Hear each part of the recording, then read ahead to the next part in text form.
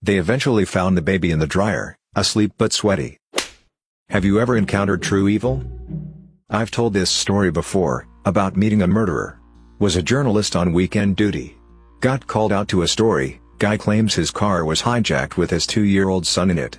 I met him at the police station. He seemed devastated. I was devastated. I mean, I'd done plenty of grisly crime stories, but a missing kid is next level awful. Next day I had my day off. The regular crime reporter called me. They'd arrested the dad and found the little boy's body at a rubbish dump. He did it out of revenge for his wife cheating. It still bothers me to this day how I could have felt so much sympathy for this man. I shook his hand, I cried with him. I'm usually very good at picking up when someone is off. Just goes to show you, true evil disguises itself very well. A few years ago a friend of mine was going through a nasty divorce. Like really bad. He came to visit me one evening as I was getting off of work. When I sat down with him he just seemed off, like a completely different person than the man I had known before. Blank stare in his eyes, no smiling, anger behind everything he said. I chalked it up to the divorce and just thought to myself that he would get better when everything calmed down. I told my wife when I got home about seeing him and she agreed with my assessment. I bumped into his ex-wife and some friends a few days later at another work event. She was actually out celebrating their divorce being finalized I think, and she invited my wife and I over to a house party. That would be the last time I saw her. My wife and I ended up not going to the house party but the ex-husband did show up. He killed 9 people, including his ex-wife. When I was growing up, I lived in a small town. We had one kid in our grade that scared the hell out of everybody he met. He was quiet and angry and just weird. He even had an origin story. When he was in 1st grade, he saw his brother trying to move the TV cart down the hall, but something went wrong and it fell on him and he died. I don't know if he actually saw his brother die, but I do know they were in school at the same time, and that his brother did in fact die when a TV fell on him at school. By middle school, he'd started scaring everybody he came in contact with. He'd creepily hit on girls and tell them they'd regret it if they turned him down, but they all did. He tolerated a few of us, and he sat with my group of friends and party crew during lunch, but even then, he was still always quiet. About a week or 2 into 8th grade, I got called to the office and told that because he sat at our lunch table and we seemed to get along, that the school wanted me to eat lunch with him every day in one of the classrooms instead of the cafeteria. It didn't really feel like I had a choice, so I agreed, and we spent the year eating lunch and playing chess. It took a few weeks for him to open up and start talking, and immediately I regretted it. He had conspiracy theories, raged that girls wouldn't date him, sometimes he'd say things just to try to shock me. He was insanely smart, but his mind was really warped and dark and hateful. It was a really bad year. When we got to high school, he got worse. He kept harassing the girls, he made a list of everyone that rejected him. He called it his hit list. This was the same time as Columbine, and people were terrified. Students and parents tried to get him expelled, but the school board refused. He got arrested because he was playing Counter-Strike with some dude online and asked if he'd ever eaten human flesh, and this gamer, some random dude from another state, got so scared that he called our town's police. When the cops came, he pulled a knife on the cops, and they found several guns, maps of our school, lists of girls that rejected him, and a date circled on the calendar. Still, the school board refused to expel him. Students formed a mass strike on the day on the calendar, and refused to attend class, and pretty much the entire rest of the school year was spent in terror. We graduated and felt like we'd survived, which I remember was a really messed up way to feel. A year or so later, he murdered his parents in their sleep. He shot them and lit his house on fire with buckets of gas all over the house. He got caught in the fire and died from his burns a few days later. He was absolute, pure evil and everybody knew it. In Iraq, there was a family that we would go see every other week or so while on patrol. We would ask them how things are going and if there was anything they needed us to do. They were a respected family in the area and did a lot to build their community to defend against the violence committed by the insurgency. It was a big family, lots of kids, 3 wives. They were good people just trying to better their community. Their house just happened to be on a road that was kind of a border between Al-Qaeda-controlled territory and coalition-controlled territory. One day we were patrolling the road as we died several times per week. And we came across a hole that had been blown into the road making it impassable by vehicle. We turned around and got back onto the road a few miles further down and encountered another hole just like the first. The holes were about 2 miles apart and effective created a corridor for Al-Qaeda fighters to cross the road more freely. We dismounted to get to the family's house. Everyone was on edge. Once we arrived at the house, it was immediately noticeable that something was wrong. It was silent and there was a smell surrounding the house. Inside was the most terrible thing I have ever seen. The entire family was gathered into the central room of the house where they were all tortured and murdered. There was maybe a half-inch of blood that was congealing on the floor. If you looked at the scene, you could tell the order that it all happened.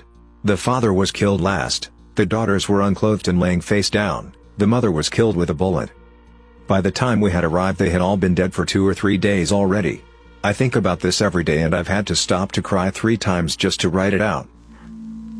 When I was a boy, I had a wicked stepmother who reveled in beating me. She would beat me when my father was not present, threatened to kill my brother if I said anything. She would use whatever objects were convenient to beat me with. Wooden spoon, hairbrush, dowel rod, rolling pin, her hands, fists, belt, whatever. One time she used a serpentine belt.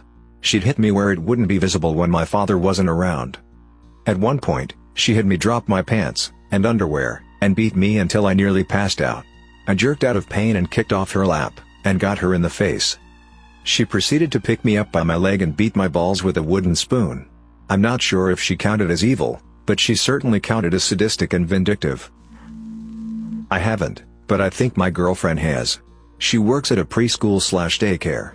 Ages of children vary from infant to 5. She teaches the 3-year-olds in her part of the building. She told me that there is this one 3-year-old girl that is just a heathen. She literally only wants to hurt people. One day she got in trouble for hitting kids on the head with pots and pans. They use these in the sandpit for fun. She brought the little girl inside to talk to her, and the entire time she is just not listening. Mid-sentence, the little girl looks at my girlfriend dead in the eyes and says, "Can you let me go outside so I can hit more people?" The next day she was expelled because she just kept hitting kids in the head with pots and pans.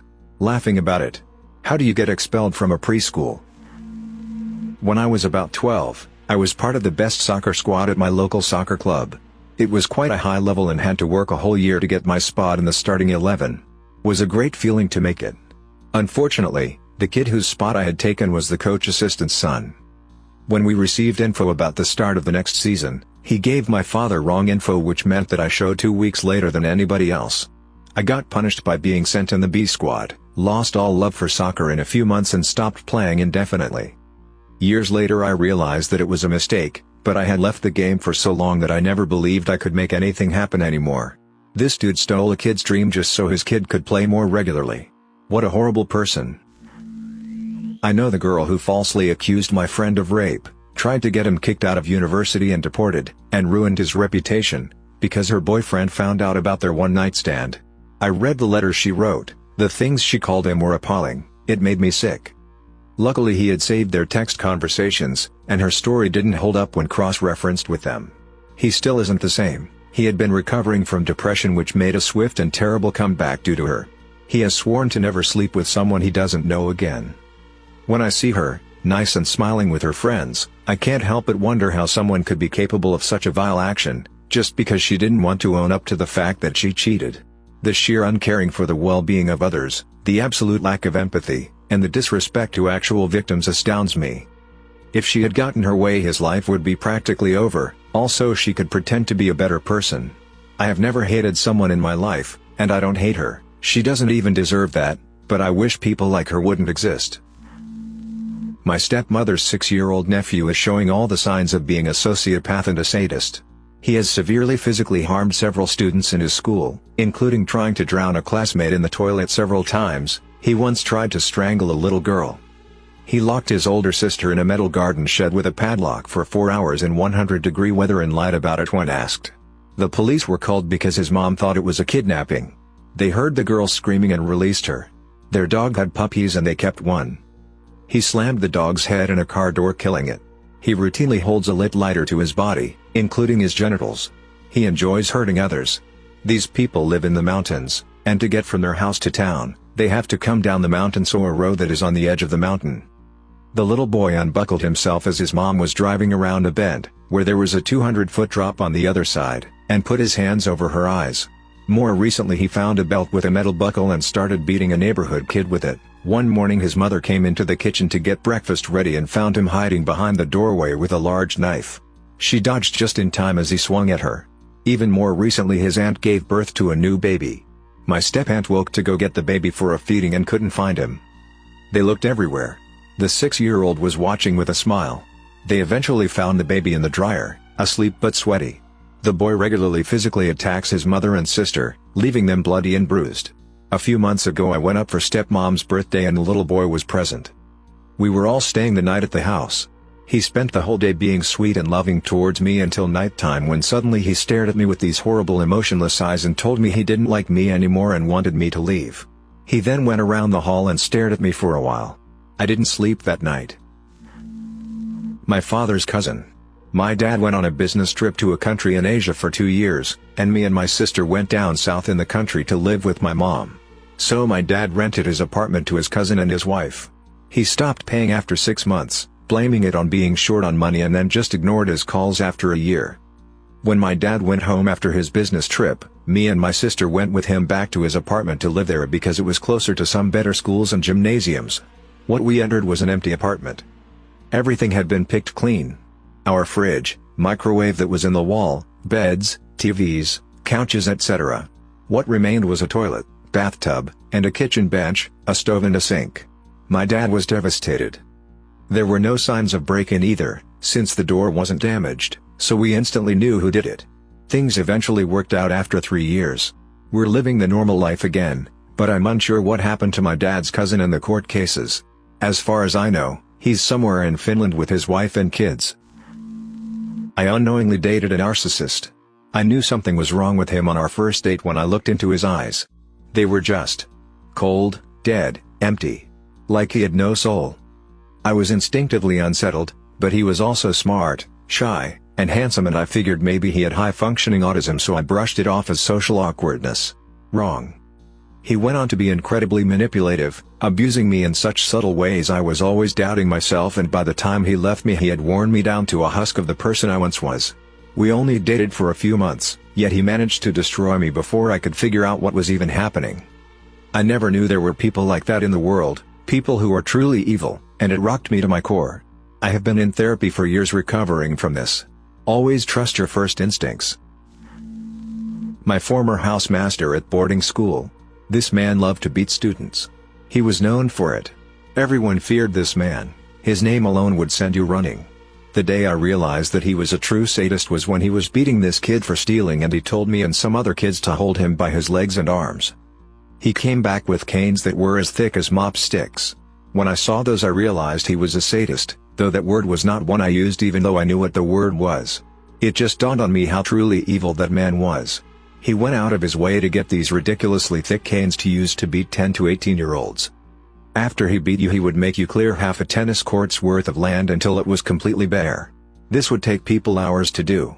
He would make people miss mandatory school programs that you could get suspended for not attending. A teacher asked a student who was under punishment cutting grass who punished him, and he said who. The teacher said oh. The other teachers knew this man and his reputation in the dorms. He also created a specific stress position punishment. We named it after him. It was a modification of one of the common stress position punishments. It was a regular thing to hear people screaming in the morning while getting a beating from him. If you took it without making a sound and squirming, he would make it worse by hitting you more or getting a wire, certain belts that hurt more, a thick cane and other whipping instruments. I do not recall him having an actual whip, but he probably did have one. He also used to use mop sticks. Sometimes he would come back from a night of drinking and look for people who stayed up when they were supposed to be asleep and beat them. He once went to a whole other dormitory that he was not in charge of in the middle of the night to beat a kid that he saw from about 100 meters away. He could not open the gate like he could in the dormitories he was in charge of, because he was not the housemaster of those dorms. So he got out of his apartment and delivered the slaps through the gate. This butthole was also a teacher and would act all nice in class, and the girls liked him. They had no idea how much the bastard terrorized us and did not really care when they were informed. The school knew that he was brutal and would sometimes ban him from beating students, but he would just get an older student to beat them instead, and eventually he would resume the beating. He also still had his favorite stress position in making you clear grass. Every week there was a cleanliness inspection, and almost every week the dormitories he was in charge of won. He made people clean like crazy, and I think it was just a part of his need to control and dominate us. That man seriously scared the hell out of me. Thanks for listening to Radio TTS. Hit the subscribe button and activate the notification bell for more videos like this. And let us know if you have encountered pure evil. Share your story in the comments below.